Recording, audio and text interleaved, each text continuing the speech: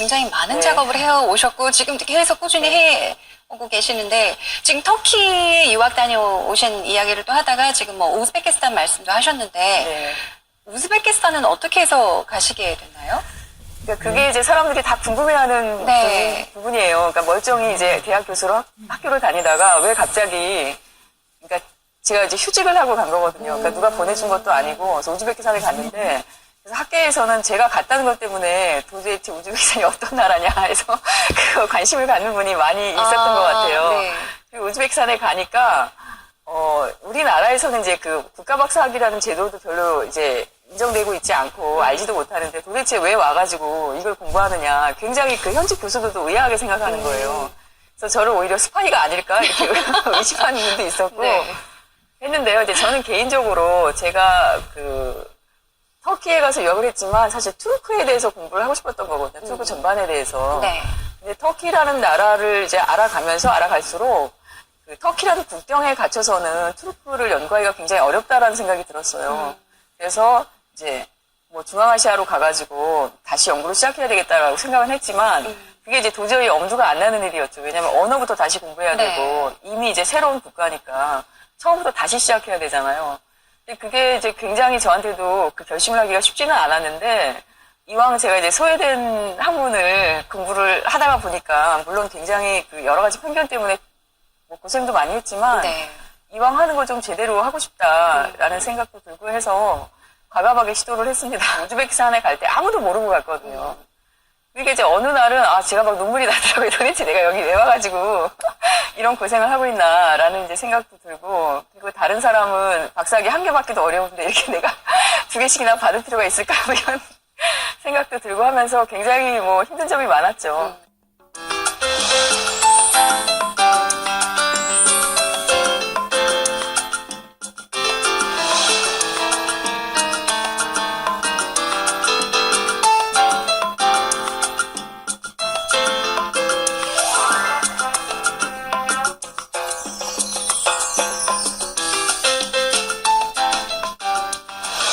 터키에서는 지금 한류의 인기가 대단한 걸로 네. 알려져 있는데 혹시 교수님께서 지금 연구 중이신 다른 국가 사람들은 한국을 어떻게 생각을 했는지 혹은 뭐 얼마나 알려져 있는지 궁금하거든요. 네.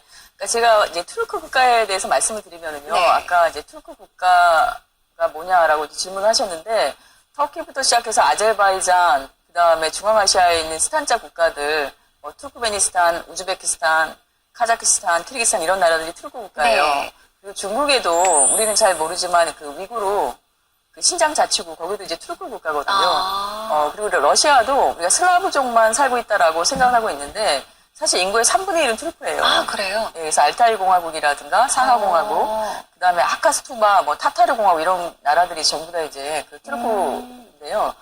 이 투르크 사람들 전통적으로 사실 아시아 사람들이잖아요. 그래서 우리하고도 문화적인 친연성도 있지만 한국 문화를 굉장히 쉽게 받아들일 수 있는 사람들이에요.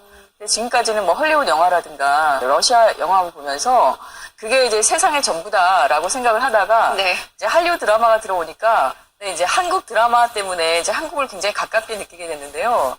이제 그 한국의 드라마에서 볼 수 있는 고부간의 갈등이라든가 뭐 이제 부모님들이 결혼을 반대한다든가 이런 걸 보면서 우리랑 너무 비슷하구나. 우리랑 이렇게 비슷한 문화가 있는데 저렇게 경제적으로도 선진국으로 살 수가 있구나. 이거에 대해서 굉장히 사람들이 많은 호감을 가지고 있는 것 같아요. 그리고 자기네들 어떤 이상적인 롤 모델로 선정하고 있는 것 같고 그래서 호감이 대단하고 특히 이제 우즈베키스탄 같은 나라는 한국 사람이 가서 가장 대접을 받을 수 있는 나라 중에 하나예요. 아, 그래요? 터키도 마찬가지고요. 이제 터키도 한국 전쟁 참전국이기 때문에 그 옛날 그 어르신들 보면은 한국에 대한 호감도가 대단하거든요. 네. 그래서 이제 제가 유학을 할 때는 사람들이 막 불러다가 막 차도 마시라고 그러고 내가 너희 나라 우리가 너희 나라를 도와줬다. 네네네. 이제 이런 거에 대한 그 향수가 있어가지고 네. 굉장히 호감이 대단하죠. 지금은 물론 젊은 세대들은 한류 때문에 그렇고요.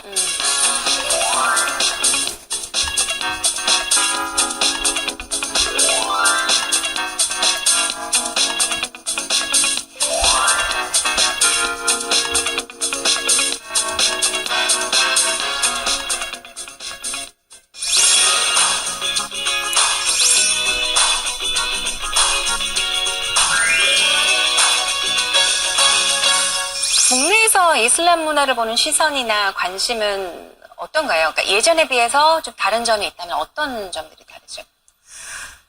그래서 우리나라의 그 이슬람 문화에 대한 그 편견이나 고정관념이 아직도 있다라고 사실 볼 수 있을 것 같아요. 그래서 이슬람 문화 그러면 이제 뭐 테러로만 생각하는 경우가 있고 또 무조건 위험하다 이제 이렇게 생각하기도 하는데요. 처음에 우리 사회가 이슬람 문화에 대해서 관심을 갖기 시작한 건 사실 9.11 테러 이후거든요. 네. 그 전에만 해도 사실 전혀 우리 학계를 좀 무지한 그런 상태였는데 그럼에도 불구하고 아직 그렇게 크게 개선된 것 같지는 않아요. 그래서 그런 점이 굉장히 아쉽다는 생각이 들고요.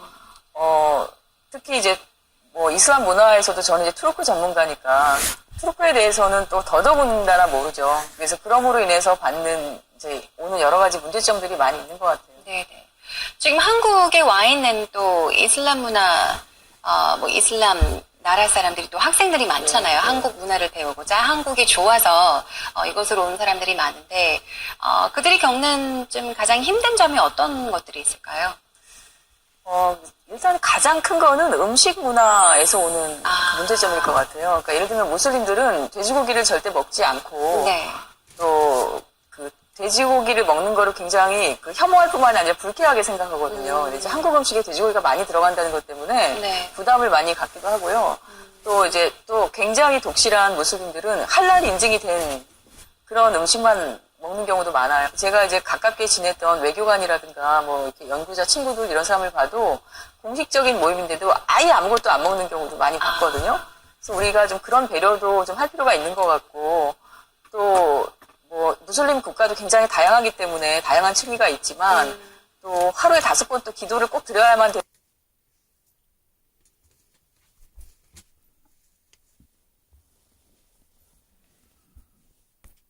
같은 것도 화장품이나 우리가 생각하는 일상생활에 쓰는 용품 같은 것도 할랄에 적용되는 것들이 굉장히 많아요. 그래서 이제 서구 같은 데서는 이제 그런 걸 이제 시장 개척에 이용하기도 하죠. 뭐 이렇게 샤넬이라든가 이런 데서는 뭐 여자들이 쓰는 무슨 여자들이 쓰는 히잡 같은 것도 브랜드로 만들어서 팔기도 하고 네네. 그건 물론 이제 음식과는 상관이 없지만 이런 식으로 다양한 분야에서 우리가 시장을 개척할 필요도 있고요. 네네. 또 할랄 식품 분야에서도 지금 시장 가치가 대단하거든요. 또 그 이슬람 금융 같은 경우에도 거기는 은행 제도가 우리나라하고 많이 달라요. 어떻게 그래서 돼요? 은행이라는 것이 돈을 그냥 빌려주는 게 아니라 은행이 와서 투자를 하는 개념이거든요. 이제 그런 개념이기 때문에 우리가 그런 자본들을 이용해서 이제 우리 지금 굉장히 경제 성장 때문에 어려움을 많이 겪고 있잖아요. 네네. 그런데도 활용하고 있는데 마치 이제 이슬람 금융을 우리가 끌어들이면 우리나라가 테러국이 된다 뭐 이런 그런 잘못된 인식도 있는 것 같아요. 그래서 네네. 아직은 이게 시행이 되지 못하고 있다고 들었습니다. 그러면은 구체적으로 뭐 선입견이나 편견에 대해서 좀 얘기를 해주신다면 전문가로서 보시기에 가장 아쉬운 점이 어떤 점들일까요? 글쎄, 저는 이제 먼저, 뭐 꼭 그게 이슬람 문화뿐만이 아니라, 그러니까 우리가 이제 세계사라든가 어떤 문명의 변화를 보면은, 사람이 가지고 있는 고정관념이나 편견이, 그러니까 얼마나 무서운지 저는 지금 이런 걸 많이 생각하게 돼요.